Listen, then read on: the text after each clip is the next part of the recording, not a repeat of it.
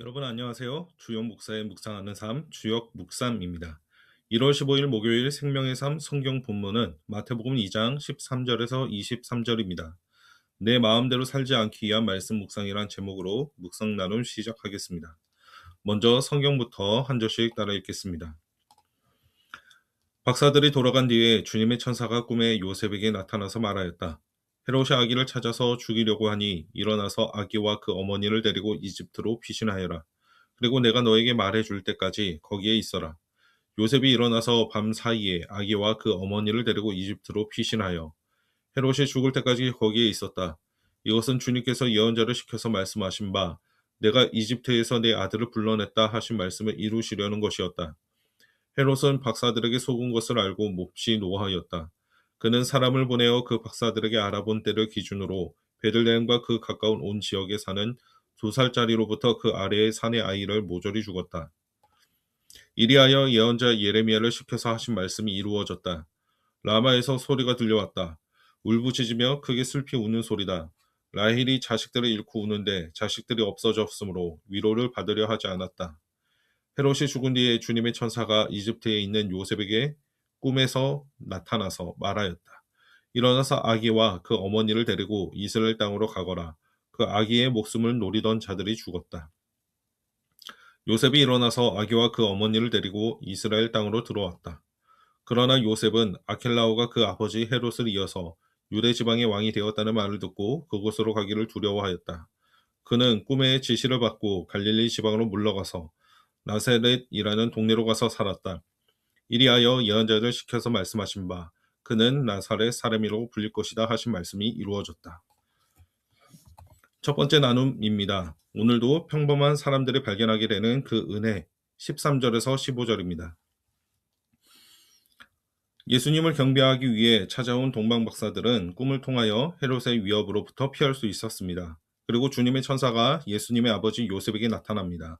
13절 주님의 천사는 헤롯이 죽이려고 하니 요셉에게 아기와 아내를 데리고 이집트로 피하라고 전달합니다. 요셉이 꿈을 통해 주님의 천사를 만난 것은 한 번이 아니었습니다. 중요한 순간마다 요셉에게 꿈을 통해 말씀하셨습니다. 그런데 오늘 묵상을 하며 새로운 점은 아기를 데리고 이집트로 피신하는 주체는 요셉이라는 것입니다. 예수님은 하나님의 아들이 아니십니까? 메시아가 아니신가? 그런데 왜 사람의 도움이 필요할까요? 예수님은 아직 아기, 어린이기 때문입니다. 예수님은 정말로 인간의 몸으로 그것도 약한 아기로 오셨고 안전한 가정에서의 양육이 필요했기 때문입니다. 하나님은 사람의 도움이 필요할까? 생각하게 보게 됩니다. 필요하시지는 않습니다. 그런데 왜 사람들과 함께 하실까요? 하나님은 그분과 함께 일하는 것을 기뻐하시기 때문입니다. 그분과 함께 일하는 자리로 초청하십니다. 어른의 도움이 반드시 필요한 어린 예수님에게 요셉처럼 이 세상에서 분명 내가 맡아서 할 일이 있습니다. 15절 마태는 이집트로 피한 사건이 단순히 우연이 아니라고 기록합니다. 이것은 구약의 예언을 성취한 사건입니다. 예수님은 분명 어른의 도움으로 이집트로 갔고 이것도 헤롯이라는 한 인간의 악함 때문이었습니다. 15절 내가 이집트에서 내 아들을 불러냈다라는 말씀을 이루시는 것이라고 말합니다. 17절과 23절에서도 구약의 예언들이 예수님을 통해서 이루어지고 있다는 것을 증언합니다. 묵상과 적용입니다. 예수님 당시에는 신약 성경은 없었습니다. 구약 성경만 있었습니다. 예수님은 구약의 예언들을 성취하시는 분이십니다. 그분의 삶은 시작부터 말씀을 완성하고 있습니다. 구약이 말하는 그분이 바로 이 예수님이시라는 것입니다. 성경이 그분을 가리키고 있다고 처음부터 말하는 것이 마태복음입니다. 성경은 누구를 가리키고 있습니까? 성경을 통해서 예수님을 발견할 수 있어야 합니다. 어떤 묵상이든 어떤 설교이든 그 어떤 것이든 상관없습니다. 여러분 마태가 기억나십니까?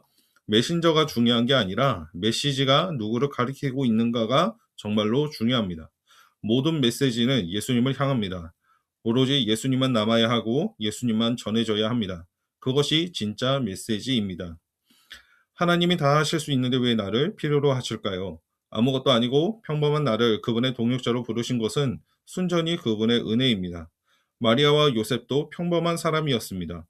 평범한 사람이었지만 요셉의 행동에는 망설임은 없었습니다. 텍스트로 성경을 보기에 당시 요셉의 감정을 읽기란 쉽지 않습니다. 항상 결론은 그 말씀을 따랐다는 것입니다.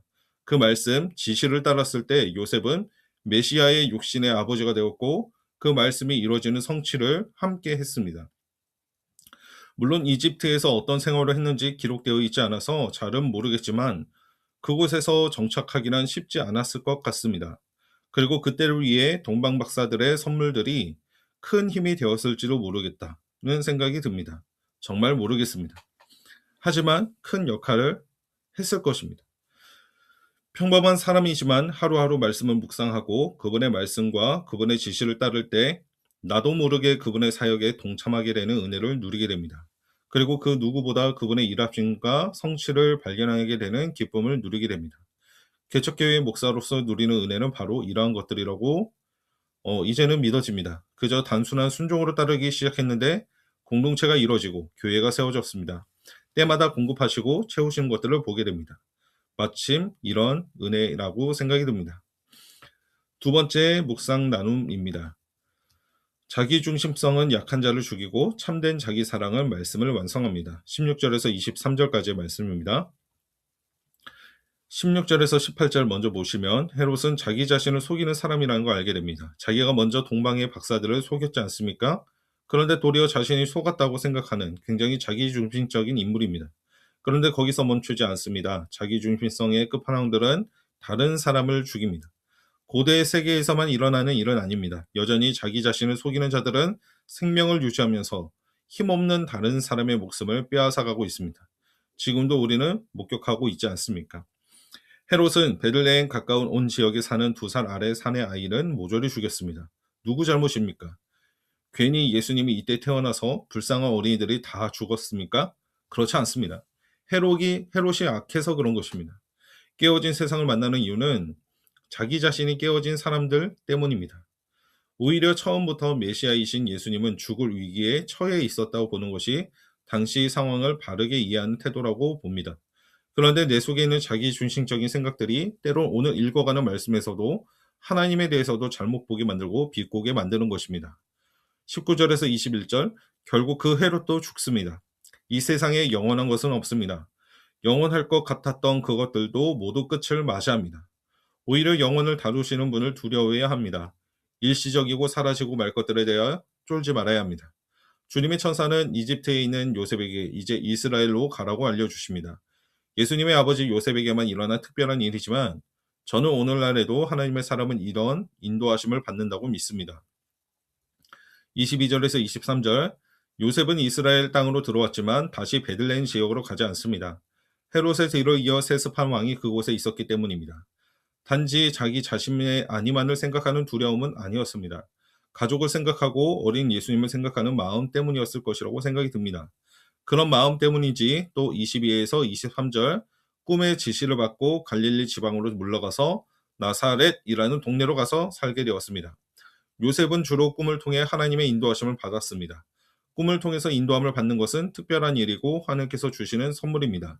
그렇다면 오늘날 그리스도인들은 어떻게 하나님의 인도하심을 받을까요?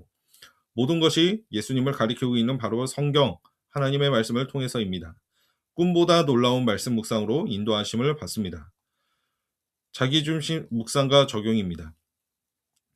자기중심성이란 내가 주인 되어 살고 싶은 마음입니다. 그러한 숨겨져 있던 자기중심성이 드러나는 시점은 항상 욕심이 약할 때입니다. 다음 주에 있을 하나북 동역 회원 수양회에 참여하기 위해서 일을 몰아쳐서 하고 있습니다. 일을 몰아쳐서 하면 육체적으로도 피곤하고 힘들지만 그 피곤함과 힘듦이 가장 약한 자들을 힘들게 하는 것을 보게 됩니다. 그러면서 생각하는 것은 피곤하지 않을 때가 있나 싶습니다.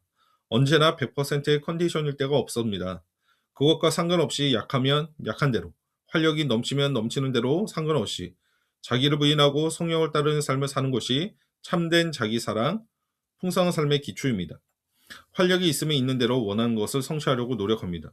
힘이 없으면 없는 대로 내 마음대로 하려고 합니다.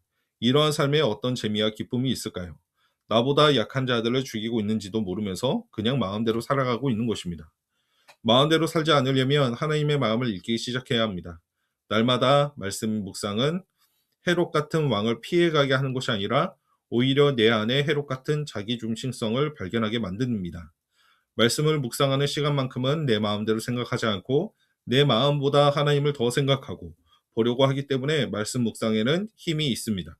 힘 있는 자들도 결국 다 끝이 날 것입니다. 내 힘도 결국 종말을 고할 것입니다. 그 힘도 이제는 잘 회복되지도 않습니다. 오늘 하루 영원한 것에 마음을 두고 영원한 것을 의지하면 나도 모르게 말씀이 성취되는 일들을 보리라 기대합니다.